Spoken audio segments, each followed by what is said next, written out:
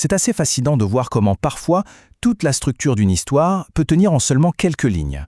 Pas besoin de longs chapitres, ici on va voir qu'un cadre narratif complet, il est déjà là en 2 petits versets. Alors regardons ça de plus près. Alors voilà, on a le texte complet sous les yeux. Rien que ces 2 versets, ça pose une scène parfaite. On a une règle, on a un choix possible et on a une conséquence très claire. C'est d'une efficacité narrative redoutable, vraiment. Allez, on va décortiquer ça ensemble. La toute première partie de la phrase, elle pose immédiatement le décor.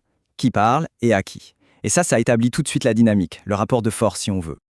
Ce qui est frappant, c'est à quel point cette relation est simple, elle est directe. D'un côté, on a l'autorité qui donne un ordre. De l'autre, celui qui le reçoit. Ce cadre, il est posé, et tout le reste va en découler. Maintenant, intéressons-nous à la première partie du commandement en lui-même.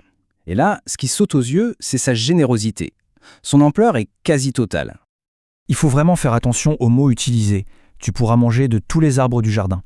Le ton est celui d'une liberté quasi complète, d'une abondance qui semble sans fin. En gros, la règle de base, c'est la liberté. Et tout tourne autour de ce petit mot « tous ». C'est lui qui donne l'échelle de ce qui est permis. Il ne s'agit pas de certains arbres ou de la plupart, non, c'est tous. Ça ouvre un champ des possibles qui semble infini, un monde de générosité. Et pile au moment où on se dit que tout est permis, où ce sentiment de liberté totale est bien installé, le texte bascule. On arrive à la seule et unique limite.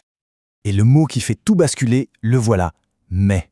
Ce petit mot, c'est une charnière. C'est lui qui change toute la donne, qui nous fait passer de la permission à l'interdiction. Regardez ce contraste, c'est ça qui est puissant. La permission, elle est immense, elle s'applique à tous les arbres. L'interdiction, elle est minuscule, singulière, elle ne concerne qu'un seul arbre. C'est cette tension entre l'immensité et le spécifique qui donne toute sa force au choix. Et l'interdiction, elle est d'une précision chirurgicale. Contrairement au flou de la permission, là, la limite est limpide. Il n'y a aucune ambiguïté, on sait exactement de quel arbre il s'agit. Bon, on arrive maintenant à la dernière pièce du puzzle. Le 3e et dernier élément de cette structure. C'est l'élément qui va donner tout son poids, toute sa gravité à ce choix. Alors, la question qu'on se pose tous, c'est concrètement, qu'est-ce qui se passe si cette seule et unique règle est enfreinte? C'est quoi l'enjeu? Et la réponse, elle est directe. Pas de discussion possible. Et d'une gravité absolue. On ne peut pas faire plus clair. C'est l'enjeu final, l'enjeu ultime. Ce qu'on a là, c'est une chaîne de cause à effet qui est indestructible en fait. Il n'y a pas de peut-être, pas de condition. L'action, c'est manger. La conséquence, c'est mourir. C'est direct, inévitable. Une causalité parfaite.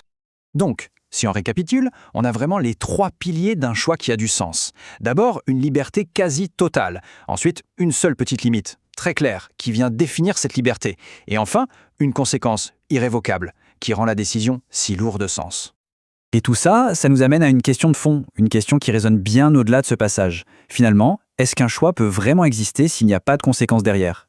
Si on enlève la conséquence, est-ce que le choix a encore un sens? C'est une réflexion qui interroge sur ce que c'est vraiment que la liberté.